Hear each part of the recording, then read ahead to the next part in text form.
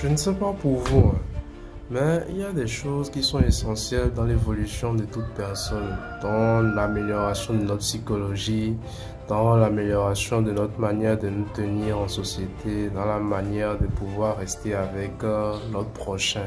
Et parmi ces choses, il y a la lecture.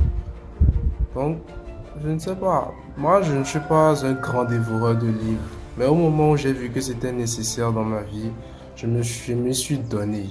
J'ai commencé avec les livres audio quand j'allais faire du sport, quand je cours, j'écoute et j'essaie de retenir le maximum de choses. Et si vous avez ce truc-là également, vous n'avez pas cette grande propension aux livres, essayez d'aller doucement. N'écoutez pas ce qu'on dit sur les réseaux qu'il faut lire 500 livres, il faut lire 1000 livres. Essayez d'aller doucement, même si c'est un livre. Allez, par mois par exemple, et vous, à la fin de l'année, vous saurez que vous aurez au moins lu 12 livres. Mais c'est pas juste lire qui est le problème. Comprenez ce que vous êtes en train de lire. Et si possible, allez sur des livres un peu plus terre à terre ou bien un peu plus poignants de la vie.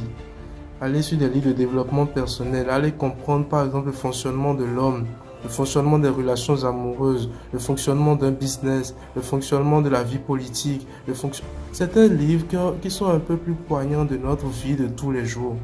C'est essentiel, mais essayez de ne pas finir l'année sans lire un seul livre. Si vous n'avez pas cette grande propension au livre, allez doucement.